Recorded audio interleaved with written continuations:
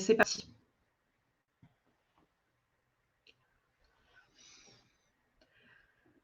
Bonjour à tous ceux qui se connectent. Alors, on va prendre quelques secondes, le temps que tout le monde arrive. Je vois des personnes qui se connectent au fur et à mesure. Faites-moi signe dans le chat dès que vous m'entendez, dès que ça fonctionne de votre côté. Je vois que ça commence à pianoter sur les claviers. Bonjour Kelly, bonjour Anne, Hélène. Bon, vous êtes là, c'est que ça fonctionne. Confirmez-moi que vous m'entendez bien et comme ça, on est parti. Bonjour tout le monde. Il y a du monde ? 5 sur 5. Eh bien, parfait, je vous fais confiance.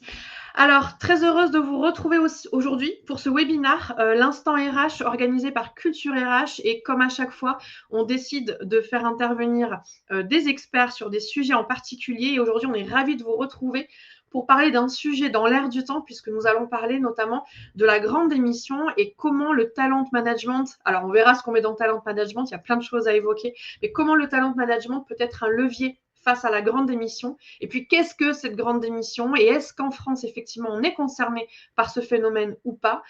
Voilà, en gros, dans les grandes lignes, ce qu'on abordera aujourd'hui. Comme à chaque fois, je vous rappelle un peu le cadre du webinaire. Sentez-vous à l'aise pour rebondir dans le chat, réagissez, posez vos questions. Je veillerai à faire le lien à chaque fois entre vous et les intervenants pour rebondir sur ce qu'ils peuvent nous dire pendant ce webinaire. Et bien évidemment, en fin de session, on conservera un petit temps d'échange pour revenir sur les questions qui auraient pu être en suspens, sait-on jamais. Donc, bienvenue à tous et très heureuse de retrouver aujourd'hui donc Claire Pascal et Kamal Belheimer, à qui je vais donner la parole tout de suite. Peut-être déjà dans un premier temps, Kamal, si vous voulez bien vous présenter, nous expliquer un petit peu qui vous êtes en quelques mots, et ensuite Claire pourra prendre le relais. Bonjour à vous deux d'ailleurs. Bonjour Anaïs, bonjour à tous. Bonjour Kamal, bonjour Claire. Avec vous. Je m'appelle Kamal Belheimer, j'ai 46 ans, je suis DRH, juriste de formation. Donc je suis DRH actuellement du groupe Filalar, qui est un courtier en assurance. Et j'ai fait d'ailleurs l'essentiel de mon parcours dans le monde, dans l'écosystème de l'assurance, puisque j'étais en compagnie d'assurance jusque-là. Et je manage aujourd'hui une équipe d'une vingtaine de personnes et je m'occupe des fonctions RH d'un groupe de 1500 collaborateurs. Ok, donc la fameuse assurance, enfin le fameux groupe Filalar que beaucoup de personnes doivent connaître, j'imagine. Merci beaucoup Kamal. Et du coup Claire ? Bonjour à toutes, bonjour à tous. Merci Kamal de dialoguer avec moi aujourd'hui. Merci Anaïs pour cet accueil sur Culture RH. Donc, je suis Claire Pascal, directrice générale de Comundi, qui est une entreprise de formation continue à destination des salariés du secteur privé, mais aussi des agents du secteur public. Je suis vice-présidente des acteurs de la compétence, qui est la Fédération nationale de la formation professionnelle. Et j'ai aussi une casquette de maire adjoint en charge des ressources humaines d'une collectivité des Hauts-de-Seine. Donc, j'ai la vision un petit peu 360 du secteur de l'emploi et de la formation en France. Voilà. Merci Anaïs. Vous êtes très occupée, Claire. C'est ce que j'en retiens. Super. Est-ce que Claire, vous pouvez nous expliquer un petit peu ce qu'est Comundi, ce que vous faites chez Comundi ? Alors, Comundi, c'est une entreprise de formation qui fête cette année ses 35 ans, avec un focus sur la formation donc des actifs, avec des actifs qui sont des salariés du secteur privé, des agents du secteur public ou des contractuels du secteur public, et aussi des demandeurs d'emploi. Nous travaillons sur à la fois des compétences transversales, qui sont les soft skills dont on parle beaucoup, mais aussi des compétences métiers sur de la gestion d'entreprise, sur du marketing digital, sur de la communication, sur des ressources humaines, bien sûr, sur un certain nombre de sujets qui visent donc à la gestion d'entreprise, et sur le secteur public, sur tout ce qui va être marché public ou gestion publique. Donc voilà, notre ADN, c'est l'innovation produit, c'est l'innovation en termes de pédagogie, puisqu'on est une entreprise de pédagogie pour adultes, avec des dispositifs qui visent à articuler les approches individuelles et les approches collectives, les approches certifiantes et les approches non certifiantes, les approches synchrones avec un formateur et asynchrone en digital. Donc, l'objectif est de trouver pour nos clients le meilleur cocktail, la meilleure architecture pour pouvoir former, développer les compétences et accompagner les reconversions professionnelles qui aujourd'hui sont au cœur des sujets. Alors pour alimenter notre débat avec Kamal aujourd'hui, chez Comundi, on a fait un sondage auprès de nos clients. On a un sondage assez intéressant. Alors, peut-être on le présentera juste après, Anaïs, le temps que Kamal nous parle un petit peu de son entreprise, parce que c'est aussi intéressant qu'on ait positionné les enjeux des uns et des autres. Donc, ce sondage qu'on a fait, c'est un sondage qui vise un peu à matérialiser le sujet de la fameuse grande démission, parce qu'on en parle beaucoup. On sait que c'est un vrai sujet aux États-Unis et on peut se poser sur la qualification de ce sujet, mais on en reparlera en France, quelle est sa réalité. Et donc, autour de ça, il y a un certain nombre de points qui sont extrêmement importants, notamment sur le maintien et le développement des compétences des collaborateurs dans un cadre où on sent qu'il y a une grande volatilité des collaborateurs. Et c'est ces questions-là que nous, on travaille, à savoir comment structurer, comment consolider le capital compétences dans un contexte aussi mouvant et aussi incertain en termes de ressources humaines que nous vivons actuellement. Ce que je propose peut-être, c'est que Kamal, en miroir par rapport à ce que nous faisons et par rapport à ce que vous voyez, vous présentiez peut-être par rapport à votre entreprise les enjeux que vous avez, les enjeux RH que vous avez, quels sont les grands défis que vous connaissez aujourd'hui dans le contexte aussi économique qui est le nôtre et qui est un petit peu, j'allais dire, incertain. Est-ce que vous pouvez nous brosser un petit peu ces enjeux ?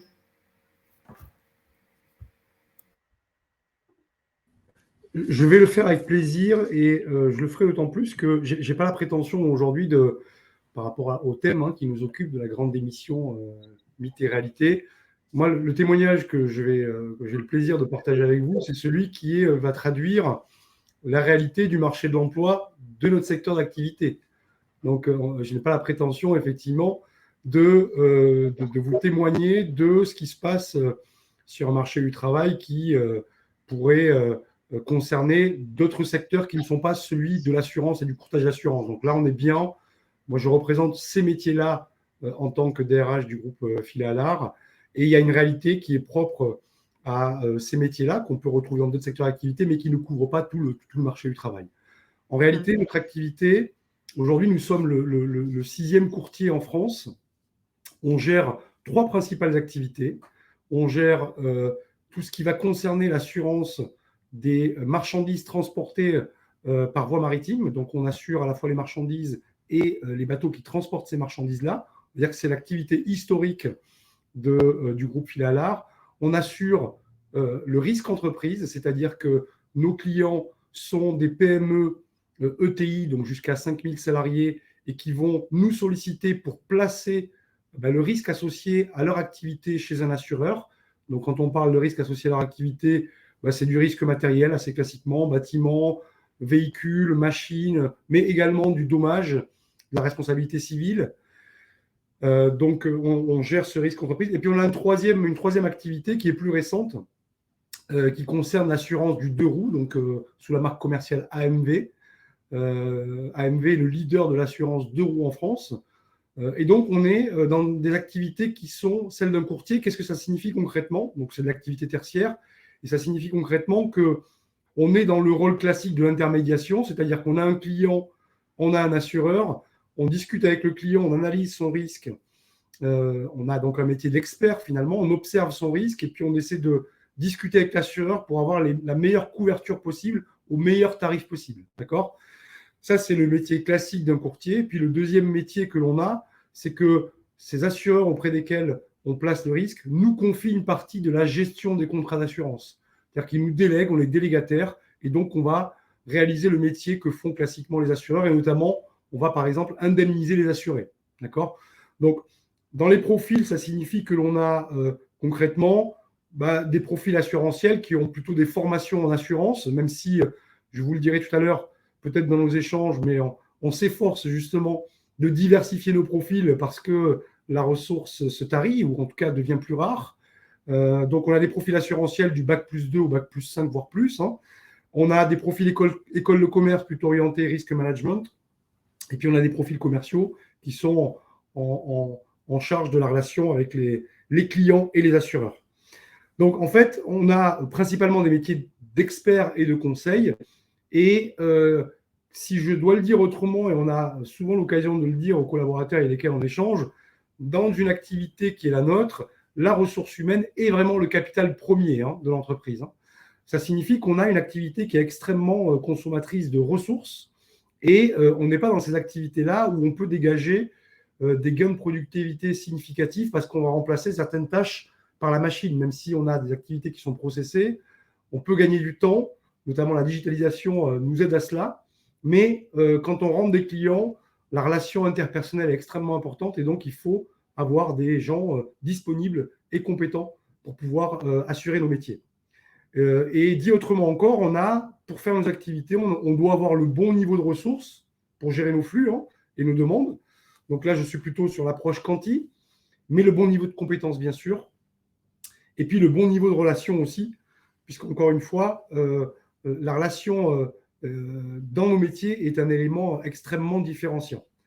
Donc notre politique RH, pour le coup, je ne me fais pas de la publicité. En tout cas, je ne fais pas de la publicité à mon métier, mais dans des métiers comme les nôtres, et à plus forte raison dans le contexte qui est celui que l'on vit aujourd'hui, eh bien, les politiques RH sont extrêmement précieuses. Et notamment, si on doit parler de nos enjeux, les deux principaux enjeux, c'est du basico-basique que je vous donne, mais ça ne signifie pas que les solutions sont simples. Mais on a des enjeux à très court terme qui sont des enjeux de recrutement, parce qu'aujourd'hui, la situation du marché du travail dans le monde de l'assurance met sous tension le bon niveau de ressources en termes quanti, c'est-à-dire que concrètement aujourd'hui, on a un certain nombre de postes à pourvoir qui ne sont pas encore pourvus avec un taux de vacances qui devient important et qui expose la chaîne de production. Donc on a vraiment un enjeu de très court terme qui occupe nos discussions à peu près quotidiennes avec nos managers, c'est le recrutement. Et je vous expliquerai peut-être tout à l'heure ce que l'on fait sur ce sujet-là. Et puis on a un autre sujet qui, lui, est sur un temps plus long, mais pour lequel on sème les graines aujourd'hui, c'est la rétention. Parce que je m'efforce à dire à nos dirigeants et à nos managers que notre premier recrutement, c'est notre capacité à retenir nos effectifs et nos effectifs experts que l'on a formés et qui ont un savoir précieux pour assurer notre activité, notre développement. Merci pour ce constat, Kamal. C'est intéressant de voir finalement que même un secteur comme le vôtre peut être impacté par ce phénomène. Et ce qui serait intéressant, du coup, Claire, vous qui avez ce regard à travers Community, comment vous observez ça aussi à votre niveau? Alors, ce qui est intéressant, c'est que Kamal, il a vraiment planté le décor pour notre les deux parties qu'on va traiter, la partie sur la grande démission et la partie sur la fidélisation. Effectivement, c'est un gros sujet. Alors, juste avant peut-être de répondre et puis d'enchaîner sur la présentation de ce sondage qu'on a fait. Alors, ce sondage, il a aussi, j'allais dire, c'est un sondage, donc ça ne représente pas la totalité de l'écosystème de l'emploi en France, mais ça donne enfin une petite idée de ce que les gens ont en tête et de ce qu'on constate. On constate qu'en réalité, la grande démission en France, elle n'existe pas. On sait que, en fait, la grande démission, c'est un concept qui a été développé suite à un mouvement très important aux États-Unis, qui existe aux États-Unis. Et en fait, la grande démission correspond à un nombre important de personnes qui vont quitter le marché de l'emploi. Donc, qui vont ne plus être employables et qui vont ne plus être, donc avoir des turnovers importants, avoir des gens qui quittent les entreprises. Et même si on constate effectivement des taux importants de gens qui démissionnent ou des gens qui changent d'entreprise, c'est plutôt ce que j'ai appelé la grande agitation que la grande démission. Et on va voir un petit peu à quoi ça correspond en termes de chiffres par rapport au sondage, qui va nous permettre avec Kamal de pouvoir voir comment l'analyser et peut-être voir comment ça se retrouve, Kamal, dans votre entreprise. Alors, le sondage qu'on a fait, c'est un baromètre. Donc, vous voyez, on a beaucoup de gens du secteur RH, mais ça nous permet d'avoir j'allais dire, une vision assez intéressante, avec une vision un petit peu à 360 sur les métiers, qui sont plutôt, vous voyez, assez répartis entre PME, ETI et grandes entreprises, même si on a un petit peu plus un petit peu moins de très grandes entreprises, qui ont plutôt pour 30% entre 46 et 55 ans, donc avec parfois des âges où les mobilités sont pas forcément les plus importantes. Et on s'aperçoit que dans la réponse qu'on a posée, c'est-à-dire est-ce que vous avez envisagé de démissionner ou pas, on voit qu'il y a presque 50% des gens qui ont été interrogés, qui ont envisagé ou qui souhaitent démissionner, donc c'est quand même important. 36% qui sont focusés sur leur travail actuel et puis 15% qui ont démissionné au cours des derniers mois. Donc, ce n'est pas des chiffres neutres que l'on a récoltés. Donc, c'est des chiffres qui montrent quand même cette grande agitation en fait sur le marché de l'emploi. Alors, pourquoi est-ce que ces personnes qui ont démissionné ou qui souhaitent démissionner souhaitent le faire? Le premier point, c'est la quête de sens. Donc, on s'aperçoit, et ça, on en discutera avec Kamal pour savoir si vous partagez ce point, qu'on a quand même, à travers les épreuves qu'on a collectivement passées, à savoir le Covid, à savoir aujourd'hui des épreuves, j'allais dire des nouvelles pressions qui sont liées à la crise énergétique, à un certain nombre d'impacts, la guerre en Ukraine, d'autres impacts qui vont impacter notre quotidien. On voit que les salariés, et je pense que globalement, le post-Covid est quand même très marquant, est en quête de sens, prend peut-être une distance par rapport à son entreprise et souhaite que ne n'est plus dans une logique où il va être, je veux dire, il sera peut-être moins malléable entre guillemets par rapport à son employeur, avec une prise de recul par rapport à ce qu'il fait. Et donc une des grosses motivations, c'est la première qu'on a donnée, celle qui a recueilli le plus de suffrages, c'est bien cette quête de sens.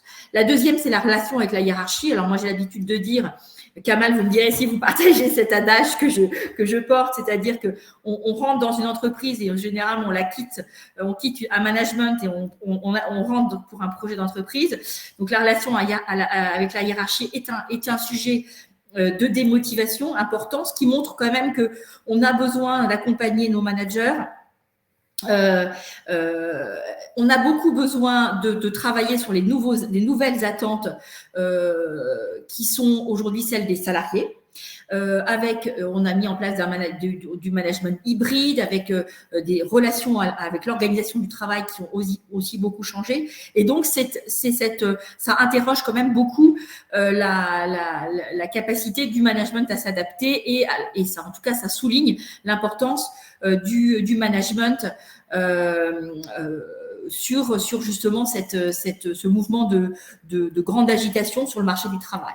Le troisième point, sans trop de surprise, c'est le salaire, donc les rémunérations. Peut-être qu'elles prennent un tour un peu plus important dans un contexte inflationniste tel que nous le vivons.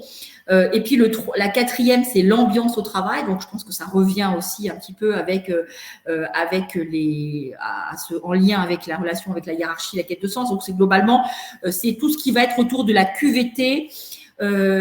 C'est tout à fait ce qu'on propose. En fait, c'est un peu le projet qu'on propose, le projet global en fait de prise en compte aussi des aspirations personnelles, professionnelles des collaborateurs qui rentrent dans ce quatrième point. Donc voilà un petit peu ce que nous ont donné. C'est ce qui nous a donné ce sondage auprès d'un certain nombre de nos clients et des gens que nous connaissons, qui gravitent autour de Comundi. Donc avec encore une fois une bonne répartition dans tous les secteurs et dans tous les types d'entreprises qui permettent un petit peu d'illustrer. Donc je vois qu'il y a énormément de questions de réactions. Donc c'est ce qui est intéressant. Pas forcément des questions, mais finalement des personnes qui disent dans le chat qu'elles ne sont pas du tout surprises par ces chiffres. On a même Stéphanie qui nous dit que ce n'est pas surprenant selon elle, car c'est un sujet qui était déjà en place avant 2020 et qui s'est accéléré. Je ne sais pas si vous voulez réagir à cette remarque que nous fait Stéphanie. Alors, aujourd'hui, oui, c'est probablement, enfin en tout cas, c'est un phénomène que l'on mesure davantage et sur lequel on est plus sensibilisé. Il faut savoir que entre 2019 et 2020, le taux de vacances de poste au niveau national, il est passé de 1,5 à 2,5.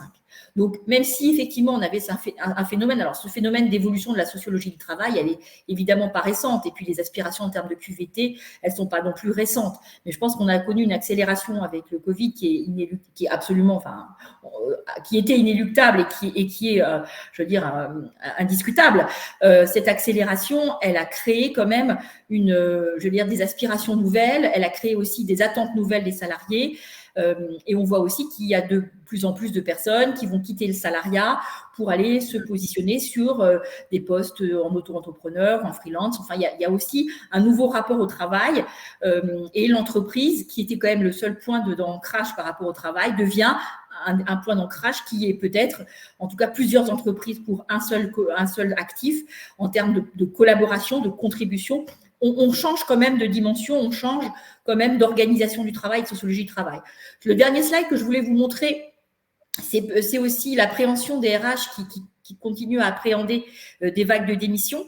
Alors, ces vagues de démission, bien sûr, on a des ruptures conventionnelles qui s'accélèrent, mais ça rentre dans les départs, hein, qui sont. Alors là, on a plutôt mesuré ce qu'on a mesuré là, c'est la volonté de démissionner. Alors, dans la volonté de démissionner, on peut avoir des ruptures conventionnelles, on peut avoir tout un tas de modalités juridiques qui la traduisent. On voit aussi que Estelle. C'est ce que demandait Estelle dans le chat. Absolument. On voit aussi qu'on a 75% des RH qui constatent, ceux qu'on a interrogés, qui constatent un turnover supérieur d'avant celui de la crise. Donc, bien entendu, on voit quand même que la crise a accéléré quand même les effets et que on a aujourd'hui des effectifs. Alors après, on a toujours des effectifs qui sont très stables dans les entreprises, d'autres qui sont très fluctuants, mais globalement, on a de plus en plus d'actifs, et ça, il y a des chiffres qui sont sortis qui sont assez intéressants sur de plus en plus d'actifs qui envisagent de changer de secteur d'activité, qui envisagent des reconversions. Donc, en fait, on a ouvert aussi, et peut-être que le CPF a joué un rôle aussi dans c'est possible d'avoir des formations financées qui permettent des reconversions, et ça peut être aussi en même temps que cette évolution de la sociologie du travail, donner un outil qui a permis en fait de concrétiser des projets de mutation, de transformation, d'évolution qui est peut-être été en germe, et là-dessus c'est très difficile de l'analyser finement parce qu'il faudrait avoir un peu plus de recul sur les chiffres, mais enfin, en tout cas, en essayant de décrypter ces chiffres-là, on voit bien qu'il y a un mouvement. Un mouvement, c'est de cette vague j'allais dire, de mutation rapide au sein des entreprises en termes de compétences, en termes de postes, et que c'est vraiment un sujet pour les RH. On s'aperçoit aujourd'hui que les RH doivent faire face à des coûts importants pour recruter, pour pouvoir fidéliser aussi. Et c'est là peut-être la question que je voudrais poser à Kamal, est-ce que ces chiffres-là, est-ce que vous les retrouvez, alors est-ce que ces tendances-là qui sont décrites par les chiffres, est-ce que vous les retrouvez dans votre entreprise? À quel niveau? Comment voulez-vous vous les analyser, et qu'est-ce que ça représente comme réalité RH pour vous? Alors, il y a plusieurs éléments de réponse. D'abord, juste pour revenir sur la question à laquelle vous avez répondu, Claire, est-ce qu'on observe une grande démission? Moi, je rejoins ce que vous avez indiqué. Vous avez utilisé le terme d'agitation. Effectivement, dans l'observation que l'on peut avoir sur un secteur qui est le nôtre, encore une fois, je n'ai pas la prétention de témoigner de ce qui se passe sur l'ensemble du marché du travail, mais il y a à l'évidence une très forte instabilité. Ça, c'est clair.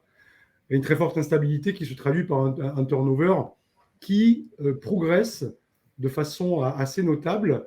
Mais je lisais pendant votre intervention, Claire, le chat en diagonale, et je rejoins l'idée que ce phénomène-là d'instabilité, en tout cas dans le secteur de l'assurance et du courtage d'assurance, on l'observait quand même déjà, on avait les premiers signaux avant la crise de 2020. Donc on avait déjà quand même quelques signes annonciateurs, mais qui se sont effectivement très fortement accélérés, et ceci en raison de plusieurs facteurs. Je ne serai pas exhaustif, mais je vais vous en citer quelques-uns. En tout cas, le premier, c'est que dans notre secteur, celui de l'assurance, c'est un secteur qui n'a pas connu la crise, qui continue de se développer de façon assez significative et qui est étroitement corrélé à l'économie. C'est-à-dire que pendant la crise, les assurances ont continué de fonctionner parce que l'économie a aussi été soutenue, a continué de bien fonctionner. Et donc, il y avait de la matière assurable qui nous a occupés. Et donc, concrètement, il n'y a pas eu de rupture. Il y a eu une parfaite continuité d'activité, même un développement Aujourd'hui, pour vous donner une traduction en chiffres de ce que je vous indique, le groupe Fila-Alar a une progression moyenne de son chiffre d'affaires qui est de 9% à peu près, hein, et c'est une tendance qui existait avant la crise et qui s'est poursuivie pendant et après la crise. Voilà, ça c'est le premier élément. Le deuxième élément, c'est que on arrive dans une période, en tout cas encore une fois dans notre secteur, où il y a plus d'offres que de demandes. Donc le vivier sorti des écoles qui forment à l'assurance eh bien, n'est pas suffisant pour répondre au volume d'offres proposées par le marché de l'assurance. Et puis, tous les profils ne sont pas disponibles puisqu'ils sont principalement occupés, puisqu'on est plutôt dans quelque chose qui ressemble à du plein emploi dans l'assurance. Donc, concrètement, lorsqu'on a des postes à pourvoir, eh bien, on va systématiquement aller sonder des personnes qui sont déjà occupées. Ce qui signifie que concrètement, ce qui se passe, c'est qu'on est dans une situation, comme le disent les cabinets de recrutement d'ailleurs aujourd'hui, on est dans un marché de candidats. Ça signifie qu'aujourd'hui, les gens que vous allez chercher sont des gens qui sont en poste et qui ont le choix entre vous et d'autres acteurs de l'assurance. Concrètement, le rapport de force est inversé. Absolument. Et d'ailleurs, il y a un phénomène qui vient accélérer encore cela, notamment dans les compagnies d'assurance. Ce n'est pas notre cas, nous, parce qu'on a une population assez jeune. On a une moyenne d'âge autour de 38 ans à peu près. Mais on a dans les compagnies d'assurance une pyramide des âges avec un sommet qui est assez large, ce qui signifie qu'il y a des départs assez significatifs à la retraite. Et donc, concrètement, ça crée des trous d'air. Et quand ça crée des trous d'air et que vous n'avez pas de ressources disponibles sur le marché, vous allez les prendre chez vos concurrents, en fait. Hein. Donc, pas de grande émission, plutôt forte instabilité et gigantesque mercato dans le monde de l'assurance. C'est plutôt comme ça que je qualifierais la situation. Non, mais concrètement, on est bien là-dedans. Et pourquoi est-ce que c'est important par rapport au sujet qui nous occupe aujourd'hui? C'est que ça crée une très forte compétitivité entre les acteurs. Donc, quand on a cette compétitivité-là, alors effectivement, et que j'ai le choix, alors il y a des sujets qui deviennent des arbitres dans le choix qu'opèrent les candidats. C'est les sujets qui sont associés effectivement à mes relations avec les managers, enfin les éléments que citait Claire, hein, la rémunération, mes conditions de travail proposées, la promesse de valeur qui fait écho au sens que je donne au travail. Donc, nous, concrètement, les collaborateurs qui nous quittent sont des gens qui ne changent pas de métier. Alors, bien évidemment, il y a des exceptions à ce que je dis, mais pour la plupart, ils restent dans le même métier, mais ils vont chez d'autres employeurs, assureurs ou courtiers en assurance. Et puis, les collaborateurs que l'on recrute, pour l'essentiel, sont des gens qui sont issus aussi de l'assurance. Voilà. Et il y a un dernier phénomène, en tout cas, là, pour le coup, qui est peut-être un peu plus lié à la crise, mais je pense qu'on n'a pas accepté de voir dans la culture des entreprises françaises, on n'a pas toujours le sens de l'anticipation. On est plutôt souvent en réaction par rapport à d'autres cultures du travail. Et c'est vrai que je pense que le rapport de travail, il a été questionné. Et ça, c'est mon point de vue personnel, notamment pendant le confinement. Et les gens se sont réappropriés le temps personnel. Ils se sont réappropriés la question de la contrainte du travail. Quel niveau de contrainte j'accepte dans le travail et à quelle contrainte je ne souhaite plus me soustraire, je ne souhaite plus, supporter. Et donc, du coup, effectivement, je pense que ça a changé un peu le rapport au travail. Et on le retrouve dans nos métiers de masse, d'ailleurs. Pour le coup, si on peut parler de grandes démissions, les métiers où il y a beaucoup de prises d'appels téléphoniques, etc., on sent spécifiquement sur ces métiers-là qu'il y a des questionnements sur des reconversions. Mais dans la grande majorité, on n'est pas sur de la grande démission, mais plutôt sur un grand mercato avec une très forte compétitivité. Et les profils qui sont les plus exposés chez nous, c'est les profils d'experts, en fait, hein, concrètement. Donc voilà. Et on est vraiment en difficulté par rapport à cela parce que, et c'est le dernier point dans les facteurs que je voulais vous faire partager, c'est que il est assez rare que lorsque l'on recrute pour remplacer un départ, que l'on recrute des profils avec le même niveau de seniorité. Ce qui fait que il y a un temps d'appropriation, de montée en compétence sur le métier. Donc, la formation joue un rôle important. Mais quand on recrute des plus jeunes, on recrute aussi des générations qui ne sont pas forcément celles avec lesquelles on a pu travailler. Et donc, effectivement, il faut qu'on adapte aussi et qu'on anticipe le fait que ces profils plus juniors que l'on intègre ce sont des profils qui sont moins attachés au CDI ou plus globalement à la sécurité de l'emploi, qui sont plus en mouvement, qui ont peut-être plus de curiosité de changer d'employeur et de vivre des expériences différentes. Et donc, concrètement, on sait d'ores et déjà aujourd'hui que les profils que l'on recrute, ce sont des profils qui seront moins stables que ceux avec lesquels on a travaillé jusque-là. Et donc, il faut que l'on anticipe cela et qu'on ait des viviers suffisamment robustes pour pouvoir pallier à ça. Ça fait beaucoup réagir. Pardon, Claire. Parler d'anticipation, Kamal, je pense qu'effectivement, c'est le maître mot par rapport à tout ça. On a quand même on a une pyramide des âges au niveau de l'emploi qui va quand même produire ses effets avec des départs à la retraite qui vont être importants. On sait aussi que quand on annonce des réformes d'âge de départ à la retraite, parfois ça crée aussi des mouvements de départ qui sont peut-être plus importants. On sait aussi qu'on peut, entre 60 et 62, 63, enfin, on a un certain nombre de possibilités pour choisir son âge de départ à la retraite en fonction de ses choix. Mais c'est un point sur lequel il faut que les entreprises puissent anticiper. Et donc, cette pyramide des âges est clairement un sujet sur lequel on manque parfois, bien sûr, d'anticipation. Et donc, derrière, on a un vrai sujet, et vous le soulignez, un vrai sujet de compétences, en disant, ben voilà, on va recruter peut-être des gens qui sont plus jeunes, on n'a pas forcément processé, on n'a pas forcément documenté tout le savoir-faire des gens qui vont partir à la retraite, et donc on a ce risque de perte de compétences qui est clair et qui va être un sujet pour les entreprises. Il va falloir qu'elles trouvent des solutions par rapport à ça. Et on sait aussi, peut-être que vous partagez le point, mais que la fonction RH va devoir intégrer de pouvoir gérer des profils plus mouvants, des recrutements plus importants, des mouvements plus serrés dans l'entreprise, et que finalement, le coût RH de chaque recrutement va devenir plus important, ou de chaque salarié, puisqu'on parle d'un coût RH, va devenir plus important, parce que la fonction RH se renforce en termes on n'a plus besoin de plus recruter, il y a plus de départs, il va falloir qu'on puisse aussi plus former, pour que les gens qui rentrent et qui n'ont pas forcément le niveau de compétences puissent l'acquérir rapidement. Donc, on a tous ces sujets de fidélisation, et je propose, Anaïs, qu'on passe au sujet sur la fidélisation, parce que c'est vraiment le sujet Claire, pour rebondir, parce que des gens réagissent dans le chat, donc juste pour réagir à leur propre réaction, il y a pas mal de questionnements par rapport à Filialar, Kamal, ce que vous avez pu partager, à éveiller la curiosité. Alors, on reviendra sur la fin, peut-être sur les petites questions qui concernent Filialar et le fonctionnement de Filialar. Et il y a juste quelqu'un qui posait la question, est-ce que du coup ça explique aussi beaucoup d'expatriation des talents français? Est-ce qu'il y a un lien finalement entre les départs des talents français? Enfin, encore une fois, moi je ne prétends pas non, bien sûr. Mais pour moi l'expatriation, bon, déjà c'est pas je ne sais pas s'il y a eu une accélération de l'expatriation depuis ces dernières années. Moi, je connais l'expatriation depuis de longue date. Et nous, chez Filialar, on a la chance d'avoir des filiales internationales, notamment sur l'activité maritime.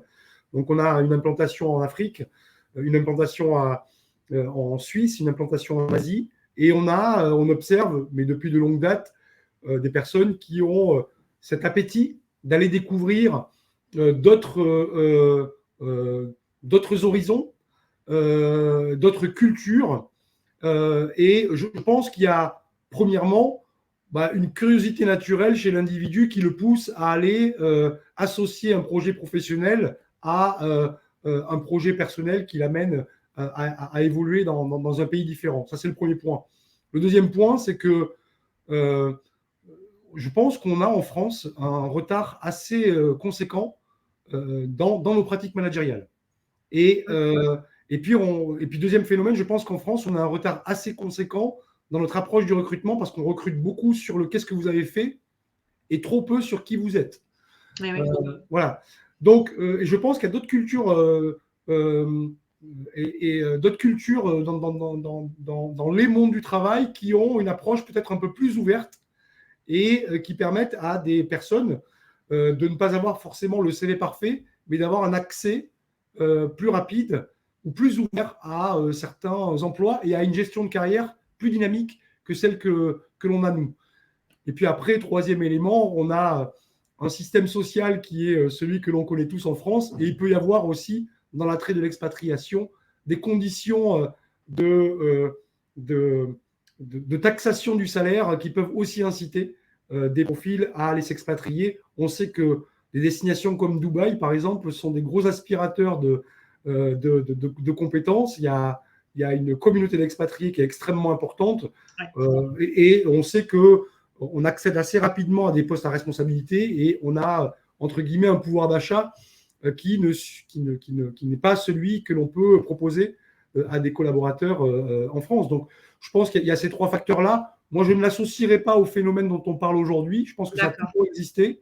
Et puis, on a aussi, dernier élément, des générations qui, au moment où ils sont formés, je pense notamment aux écoles de commerce, on leur propose de réaliser des immersions et des stages dans le programme, dans des entreprises à l'étranger. Donc, on a aussi un système éducatif qui ouvre beaucoup plus les nouvelles générations à cette curiosité-là et à ces perspectives de travailler ailleurs qu'en France. Bon, super intéressant. Et du coup, si on axe maintenant sur les solutions de fidélisation, Claire. Alors, on va peut-être passer. Alors, juste pour vous donner quelques chiffres, parce que je pense qu'aussi, c'est ce mouvement de grand mercato dont vous soulignez, Kamal, et que nous, on voit quand même, il touche quand même beaucoup les cadres. C'est beaucoup les cadres. On sait aujourd'hui, d'après les chiffres de l'APEC, qu'il y a de plus en plus de cadres qui rentrent en CDI et qui partent pour moins de 2 ans.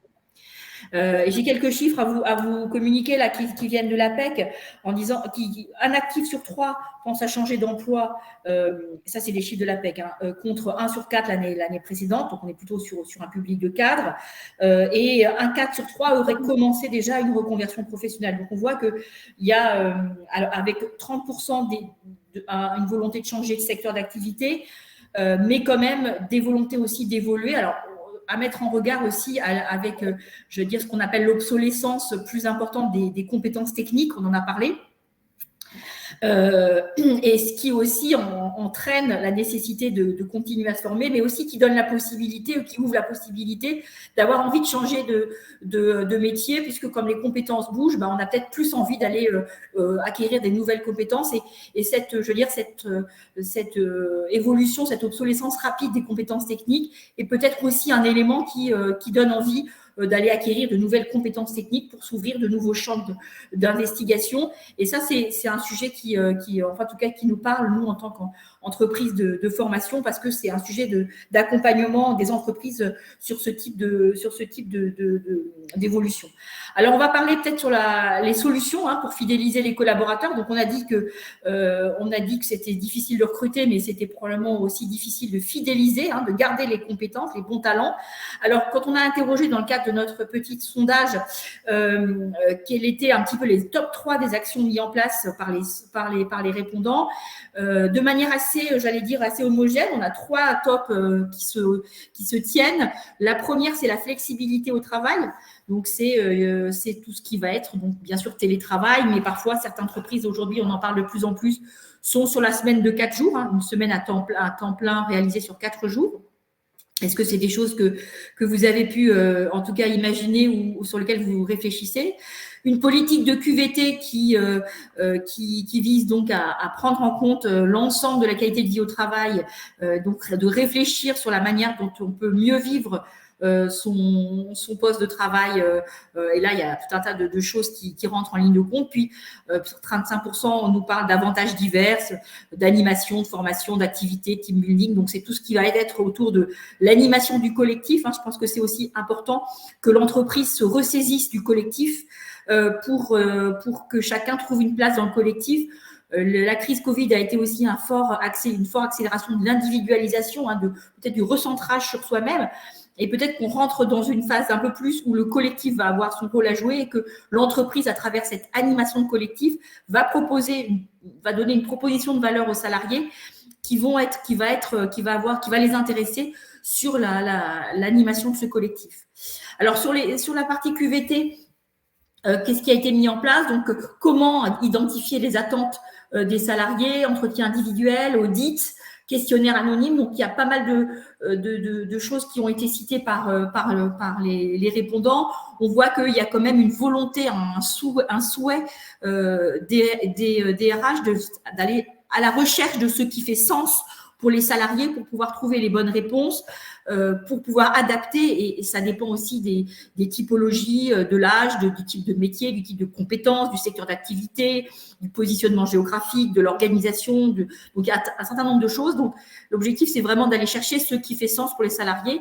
Et la formation fait sens, apparemment, en tout cas pour nos répondants.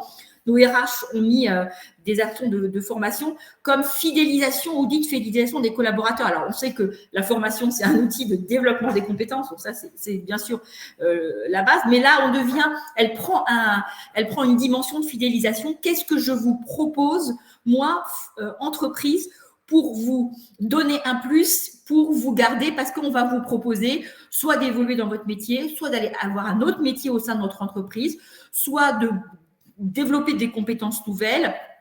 Et justement, cette formation devient un outil de fidélisation des collaborateurs comme un outil de QVT ou autre type d'outil. Alors, qu'est-ce qui a été, je continue à présenter rapidement, puis après on fera réagir Kamal par rapport à tout ça, ce qui a été mis en place dans votre entreprise. Qu'est-ce qui a été développé? Les compétences métiers. Donc, on sait aujourd'hui que ces compétences métiers, elles sont rapidement obsolètes, qu'il faut alors avant, on disait qu'elles duraient 30 ans. Alors, je ne sais pas si c'est vrai, mais en tout cas, maintenant, on dit qu'elles ont des compétences, des durées de vie beaucoup plus courtes, de 2 à 3 ans, notamment sur des métiers à fort impact ou à forte connotation digitale où tout change assez vite. Donc, on les forme sur les compétences métiers pour les garder, mais on sait aussi que vu le turnover, les former sur des compétences métiers, c'est peut-être aussi leur permettre d'aller trouver un job peut-être mieux payé chez un concurrent. Donc, ça reste un investissement qui reste risqué. Les compétences transversales, qui effectivement, on considère qu'elles sont extrêmement importantes pour ancrer ces compétences métiers et qui aujourd'hui prennent une dimension vraiment stratégique. Les fameuses compétences digitales dont je parlais tout à l'heure, qui sont peut-être un socle de compétences dont on s'aperçoit aujourd'hui qu'elles sont peut-être très développées chez un certain nombre d'experts ou sur les postes les plus pointus, mais qu'on a tout un socle de population qui sont très loin des compétences digitales qui leur permettraient de bouger. Et puis, des formations de reconversion. On voit aussi qu'il y a beaucoup d'entreprises qui font évoluer, moi je pense à des entreprises du retail qui font évoluer des métiers de caisse vers des métiers de commerce. Et donc, l'entreprise va accompagner ces reconversions pour que garder l'employabilité de ses collaborateurs en leur proposant un projet de mobilité interne à travers une reconversion professionnelle. Et donc, du coup, la question qui a été posée sur comment utilisez-vous la formation, donc on voit qu'on a, j'allais dire, il y a à la fois une dimension RH, une dimension fidélisation d'employés, une dimension aussi répondre à ces problématiques de QVT, se démarquer de la concurrence et bien sûr avec cette dimension de compétitivité, de productivité qui reste quand même indissociable des actions de formation et de développement de compétences. Et puis bon, alors rapidement, peut-être pour juste la petite histoire sur la manière dont les financements étaient mobilisés, plan de développement de compétences en 1, les financements OPCO, là je pense que c'est plutôt pour les moins de 50 parce que les financements OPCO, il n'y en a plus pour les plus de 50. Les dispositifs FNE ont été largement cités par les répondants qui aujourd'hui, alors je rappelle que les dispositifs FNE sont en voie de rétractation puisque c'était un dispositif qui a été mis en place ou réanimé pour le plan de relance et que le budget de la France, le jaune budgétaire ne prévoit que entre guillemets 300 millions sur le FNE alors que nous avions 500 millions l'année dernière. Donc on a une vraie rétractation des budgets FNE et une fin de ce type de dispositif. Peut-être sera-t-il plus fléché sur des compétences en tension ou sur des compétences ou sur des métiers ou sur des entreprises de plus petite taille. Et puis, bien sûr, certains ont bien sûr abondé le CPF de leurs salariés. Vous avez entendu aujourd'hui ce qui circule en termes de CPF, c'est-à-dire qu'on envisage un reste à charge sur le CPF et donc, du coup, avec peut-être un sujet réactivé et beaucoup plus intéressant d'abonder le CPF des salariés comme outil de fidélisation et outil de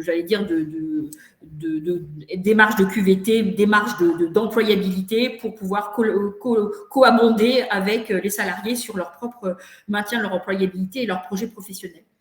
Donc voilà, donc les formations certifiantes, encore une fois, plutôt oui. On voit que ces formations certifiantes, elles s'ancrent assez bien dans le paysage. D'ailleurs, pour ce que j'en vois, de manière, soit elles sont effectivement adossées à un CPF pour le financer, mais de plus en plus des formations certifiantes non adossées à un CPF. Donc, on voit la culture de la certification qui accompagne aussi l'idée que la certification est aussi un passeport compétence, un passeport employabilité dans le cadre de cette grande agitation ou de ces turnovers importants. Pour aller chercher un employeur, c'est bien d'avoir une certification supplémentaire. Et puis, bien sûr, on en a parlé avec Kamal et peut-être que je vais lui laisser la parole sur cette porte ouverte que j'enfonce, mais qui est la réalité. C'est vraiment, on doit former nos managers pour faire évoluer leur pratique managériale avec ces nouvelles attentes de collaborateurs. Et on voit que 60% des répondants sont conscients de la nécessité et ont formé leurs managers, et c'est pas fini, pour justement s'adapter aux besoins et à la nouvelle, au nouveau mindset des collaborateurs dans ce contexte un petit peu de tension RH. Alors peut-être faire réagir Kamal par rapport à tous ces chiffres. Oui, Kamal, on vous entend. Oui, il y a beaucoup de choses dans ce qui vient d'être dit. Moi, je rejoins parfaitement le propos de Claire. Lorsque l'on identifie on peut identifier la formation comme un levier de rétention. Alors, il y en a d'autres, bien évidemment, et moi, je souhaitais aussi vous faire partager d'autres solutions auxquelles on pense, sachant qu'on est en train de parler d'un sujet qui n'est pas une science exacte. Donc, ça peut être de l'investissement à perte, pour reprendre l'expression de Claire. On est en train de parler d'une situation qui est celle de dire, ou de soulever une question qui est celle de dire, mais bon sang, avec les difficultés que l'on a dans le recrutement, on serait bien inspiré de travailler sur des leviers de rétention, parce que concrètement, ça sera notre première réponse, notre réponse la plus immédiate pour assurer notre production et finalement, encore une fois, la rétention est notre premier recruteur. Bon, là-dedans, quand on a un marché aussi tendu qui est celui que l'on connaît, parfois, et c'est une réalité, et sans être fataliste, mais c'est une réalité qu'il faut avoir à l'esprit, c'est que parfois ça ne fonctionne pas. Parce que la question, elle est extrêmement personnelle finalement. Il y a des personnes qui vont trouver que la différence entre deux propositions va se faire par rapport au salaire, d'autres qui vont considérer, qui vont être plus sensibles à la culture d'entreprise, d'autres qui vont être plus sensibles à l'ambiance de travail, d'autres qui vont être plus sensibles aux conditions de travail au sens plus large du terme, à la place qu'accorde un employeur sur les questions d'équilibre vie perso, vie pro, les personnes qui vont être beaucoup plus sensibles à l'engagement sociétal et environnemental de l'entreprise. Donc, aujourd'hui, dire que j'ai tel levier de rétention qui va me permettre de répondre à une situation, c'est faux. Et donc, concrètement, il faut être à peu près présent sur tous les tableaux et avoir à l'esprit que les questions qu'on se pose, nous, ce sont des questions que se posent à peu près tous les acteurs qui sont confrontés aux mêmes problématiques que nous. Et donc, ce qui est un petit peu gênant dans tout cela, c'est que les leviers de rétention, on n'est pas des génies, on a souvent à peu près tous les mêmes idées et on travaille tous activement sur les mêmes leviers. Alors après, à une intensité qui est plus ou moins importante en fonction des structures. Moi, ce que je peux vous dire, et sans prétention, chez Filialart, par rapport au thème qui nous occupe aujourd'hui, on travaille sur deux principaux sujets. On travaille sur du temps court, parce que n'oublions pas que, oui, la rétention, bien évidemment, mais aujourd'hui, les principaux leviers de rétention sur lesquels on travaille sont, pour la plupart, des leviers qui vont produire des effets sur des temps qui sont longs, parfois, ou en tout cas qui ne produisent pas forcément des résultats immédiatement, pas tous. Donc, on sème des graines en investissant sur le fait qu'elles vont produire des effets durables. Mais la réalité à laquelle on est confronté aujourd'hui dans nos chaînes de production, et qui occupe beaucoup nos discussions avec les managers, même si on les invite à prendre du recul et à les inciter à travailler sur la rétention avec nous, c'est quand même le recrutement. Et sur le recrutement, nous, on a repensé un certain nombre de choses de façon assez significative. Et d'ailleurs, il y a des éléments du recrutement qui font écho à la formation, qu'évoquait Claire, mais nous, on a redéfini des plans d'action, recrutement, des stratégies de recrutement pour chacune de nos sociétés, parce que les enjeux et les profils ne sont pas tout à fait les mêmes. Et on a, par exemple, reconsidérer les profils que l'on recrutait jusqu'ici. On était, quand on avait le choix, assez focusé sur des profils assurantiels. là où aujourd'hui, pour certains métiers, bien évidemment, on ne peut pas le faire pour tous, mais on va vraiment plutôt sur le qui vous êtes plutôt que qu'est-ce que vous avez fait.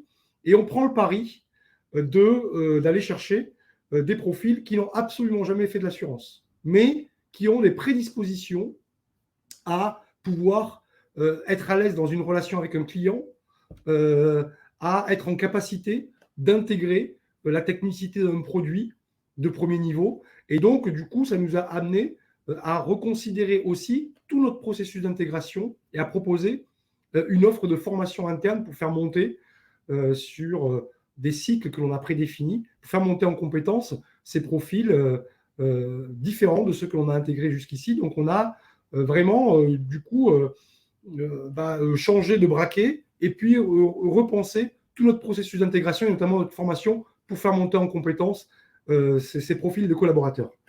Ce que l'on fait aussi, c'est que on chasse exactement comme les cabinets de chasse, puisque comme je vous le disais tout à l'heure, on va chercher les profils qui sont en poste. Donc concrètement, on se met, on a la voie traditionnelle de la publication d'offres qui va drainer un certain nombre de candidatures, mais on va surtout, en utilisant les mêmes outils et les mêmes méthodes que les cabinets de chasse, aller chercher les personnes qui sont en poste et les déloger en leur faisant une proposition qui soit la plus séduisante possible.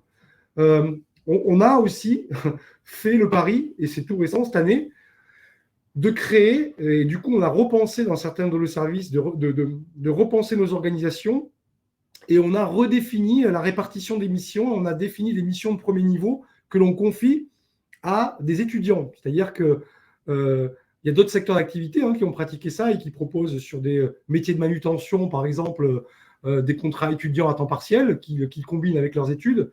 Nous, on a fait le pari sur des métiers d'assurance d'aller chercher des personnes qui ont plutôt un bon niveau d'études, mais dont on sait qu'ils vont prendre ce job-là pour des raisons alimentaires, et le deal est déjà clair dès le départ. Donc, on sait qu'ils viennent chez nous pour pouvoir financer leurs études et pour payer leur loyer.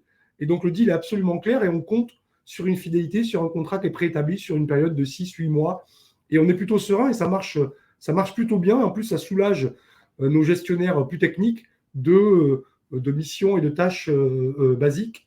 Et pour le coup, c'est quelque chose qui vient bien compléter et répondre à certains niveaux de recrutement sur lesquels on est en difficulté jusque-là. On a eu beaucoup recours à l'alternance aussi. C'est un contrat qui a été beaucoup soutenu par le gouvernement. Et aujourd'hui, on a un taux de transformation de nos alternants qui représente 50% quand même. Donc, dans un groupe comme le nôtre, on a 41 alternants actifs et on en recrute et on en stabilise tous les ans 50% des personnes qu'on intègre. Donc, c'est quand même un vrai succès.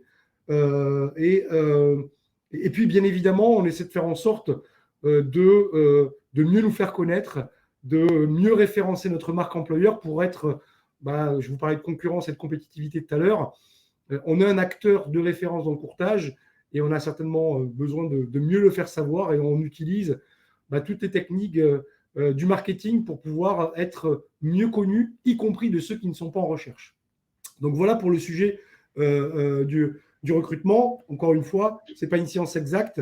On espère, en agissant sur ces leviers-là, avoir un meilleur rendement sur les recrutements que l'on réalise.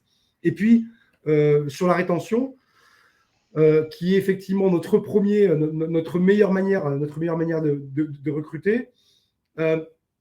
Quand on parle effectivement de quête de sens, de la préoccupation de ce que sont les attentes de l'individu ou d'un collectif, nous, on utilise de façon de plus en plus régulière des outils de barométrie anonyme qui nous permettent effectivement de comprendre ce que sont les attentes des collaborateurs. Et donc, on a un certain nombre de questions que l'on ritualise sur des sujets qui vont être associés à la satisfaction au travail et au bien-être au travail. Donc, quand on parle de satisfaction, c'est tant des sujets de gouvernance que de responsabilité, d'autonomie, d'organisation, de clarté des missions, etc., etc. Et on a quand même, on dépasse les croyances que l'on peut avoir quand on manage une entreprise. Et on a un bon taux de participation qui nous permet d'avoir plutôt une bonne visibilité sur ce que attendent les collaborateurs de nous. Donc ça engage parce que quand on s'inscrit dans ce type de démarche-là, il faut avoir la transparence de restituer ce qui a été dit et ce qui est attendu. Et puis, il faut avoir cette capacité, cette volonté de travailler sur des projets d'entreprise pour réengager les gens et répondre effectivement à leurs attentes. Alors, bien évidemment aussi dans les leviers de rétention, qui sont plutôt des leviers de court terme, et je crois que c'est une question qui a été posée dans le chat, on a introduit un certain nombre d'éléments, on a flexibilisé, entre guillemets, l'organisation du travail. Donc, on a donné plus d'autonomie dans la gestion du temps. On a commencé à introduire la réduction du temps sur la semaine, puisque nous, on a des activités, pour certaines qui sont saisonnières, donc on peut se permettre un tiers de l'année de travailler sur un temps réduit et donc du coup un nombre de jours réduit. Donc on voit la préoccupation qui va être celle dans un horizon de moyen terme de la semaine de 4 jours qui va venir s'inviter si la compétitivité est la même que celle, si la compétition est la même que celle d'aujourd'hui. Je pense que comme le télétravail aujourd'hui est un élément différenciant, la semaine de 4 jours va peut-être et potentiellement jouer l'arbitre demain. Donc on essaie. Kamal, vous avez du télétravail chez Fil-à-Large? Parce que la question a été posée plusieurs fois dans le chat. Tout à fait. Oui. On a introduit le télétravail et on va dire qu'on se situe dans la norme de ce que pratiquent beaucoup d'entreprises dans le secteur, qui est 2 jours par semaine. Mais encore une fois, quand on parle d'individualisation, on voit bien que on répond à une attente collective quand on met le 2 jours et on traite, on va dire, la grande masse. Mais ça ne signifie pas qu'on va faire de la rétention à tous les niveaux, parce qu'on peut avoir des personnes qui vont habiter plus loin ou qui veulent se déloger d'un environnement urbain et qui vont nous solliciter et qui vont presque, entre guillemets, utiliser l'argument d'un télétravail augmenté qui est la condition pour rester, parce qu'ils ont potentiellement une offre concurrente qui sera plus souple que nous sur cette question-là. Mais oui, on y a répondu avec 2 jours. Pour l'instant, nous, on pense qu'on a besoin d'observer et de voir comment ça se passe. On a besoin d'accompagner les managements par la formation pour qu'ils puissent être en capacité de gérer ces organisations hybrides, parce que concrètement, nos managers sont plutôt aguerris aux pratiques classiques du management, mais ça vient quand même bousculer pas mal de choses dans la façon dont je communique, dans la façon dont je motive, dans la façon dont je fédère, dans la façon dont je crée ma cohésion d'équipe. Donc, on est en train de former nos managers à cela avant de tenter d'aller plus loin. Et puis, on attend d'avoir aussi un petit peu de recul pour savoir concrètement comment ça fonctionne en termes de performance d'entreprise. On sait que quand on introduit le télétravail, ça marche très bien au début. Est-ce que ça marche durablement ? C'est un point d'interrogation. Donc, on a besoin d'avoir un temps de recul par rapport à ça. Mais oui, effectivement, on l'a introduit. J'allais dire, on l'a introduit par conviction. Mais vous savez, quand nous, on est dans une entreprise où le télétravail n'était pas généralisé avant la crise, mais de fait, les entreprises ont dû se mettre à la page. Et là encore, c'est ça, quand je parlais de manager à la réaction plutôt que à l'anticipation, c'est un des torts que l'on peut avoir, parce que concrètement, le télétravail, celui qui ne pratique pas le télétravail, en tout cas dans le secteur de l'assurance post-crise, il se marginalise complètement. Et là, pour le coup, on sera vraiment dans une situation de grande démission, parce que c'est devenu un élément qui fait partie intégrante de ce que doit être une promesse employeur quand on intègre une entreprise d'assurance ou de courtage d'assurance. Oui, je pense que, Kamal, moi je partage que aujourd'hui, ceux qui n'ont pas de télétravail, c'est pas que le télétravail n'est pas un élément de fidélisation. C'est le fait de ne pas avoir de télétravail est un élément de pénalisation et donc de non-fidélisation. Donc, je pense que c'est devenu un élément un peu structurel par rapport à l'organisation du travail. Et ceux qui ne l'ont pas les entreprises qui ne l'ont pas mis en place deviennent un petit peu plus, beaucoup plus compliqué derrière de fidéliser. Après, il y a une question qui a été de Magali qui disait, est-ce que c'est D'ailleurs, je vous propose qu'on prenne un temps pour répondre aux questions, justement, Claire, parce qu'on arrive quand même au bout du webinaire. Mais juste répondre à la question de Magali, parce que c'est exactement sur la question que je viens d'évoquer. C'est justement, est-ce que c'est à la fois pour éviter la démission ou est-ce que c'est une fausse bonne idée qui contribuerait à accélérer le phénomène? J'allais dire les deux, dans le sens où oui, ça permet en fait de fidéliser. Oui, si on ne met pas en place un télétravail, alors que ce soit 2 ou 3 jours, peu importe, mais on est dans une une logique un peu pénalisante par rapport à l'entreprise. Néanmoins, du télétravail n'est pas fait pour tout le monde. Les managers ne sont pas forcément bien formés pour pouvoir le gérer.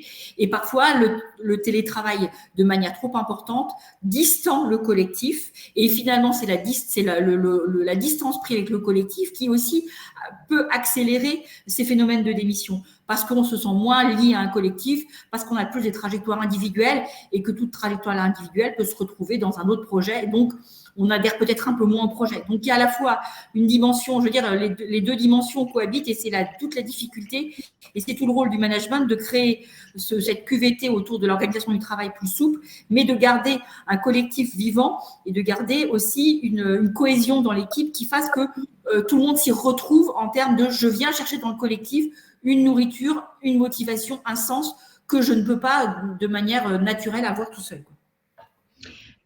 Kamal, je rebondis. Kamal, il y a une personne qui nous pose une question par rapport à la problématique recrutement, et en l'occurrence chez Filialard en particulier, puisque vous évoquiez le fait que vous alliez donc faire de la chasse. Et j'ai Stéphanie qui s'interroge, qui demande pourquoi spontanément parler chasse, pourquoi aller chasser des gens en poste, pourquoi pas laisser la chance à des personnes plus juniors ou qui sortent de reconversion professionnelle. Est-ce que vous voulez nous partager un peu la vision de Filialard et pourquoi vous en êtes à devoir activer ces actions-là? Pour une raison qui est très simple, c'est que dans la diversité des métiers que l'on a, dans un groupe comme le nôtre, on a des métiers qui sont avec un niveau d'expertise extrêmement pointu, parce que ce qui fait la réussite du groupe, c'est la capacité à répondre à des clients qui représentent différents métiers.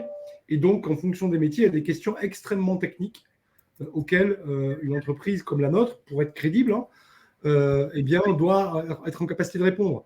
Quand vous avez un client dans le BTP et que vous ne connaissez pas le domaine de la construction, concrètement, vous ne pouvez pas tenir le change à un client et vous ne pouvez pas le rassurer pour placer son risque. Quand vous devez assurer une marchandise et la faire passer d'un point du globe à l'autre, et que vous ne connaissez pas les spécificités de cette matière-là, que vous ne connaissez pas la situation politique du pays de destination, etc., ça ne peut pas fonctionner. Bon, donc il y a concrètement des métiers pour lesquels il faut qu'on ait de l'expertise. Et donc, on va les chasser parce que quand on publie une offre, on a trop peu de candidats qui peuvent concrètement répondre au cahier des charges qui est celui qu'exige le métier. Et on a vraiment une nécessité d'avoir le niveau d'expertise requis par rapport au métier. Mais ça n'est qu'une partie de nos métiers. Après, comme je le disais tout à l'heure, on a, là où on peut le faire, on élargit le spectre et on reconsidère notre cahier des charges initial et on va plutôt aller chercher des profils qui n'ont peut-être jamais fait de l'assurance, mais qui peuvent avoir les prédispositions pour réaliser le métier. Et là, les publications d'offres, pour le coup, là, on ne chasse pas sur ces postes-là. Et les publications d'offres fonctionnent plutôt bien quand on sait créer, quand on sait susciter l'intérêt dans la rédaction des offres que l'on publie. Oui. En tout cas, pour résumer, cette chasse ne concerne vraiment que les postes très spécifiques où il est vraiment difficile d'élargir le champ. Oui. Merci en tout cas, Kamal, pour cette transparence, parce que je vois que ça faisait réagir dans le chat. Donc, merci à vous de. Mais ce n'est pas par facilité pour reprendre la question qui a été posée. C'est pas facile. Mais quand on est courtier en assurance, on est, encore une fois, on a un métier de conseil et d'expert. Donc là où on peut aller au-delà, on le fait, mais parfois, effectivement, on n'a pas d'autre choix que d'aller chercher des vrais experts qui vont être en capacité de répondre à nos clients. Ouais. Merci pour cette transparence, en tout cas. Merci beaucoup.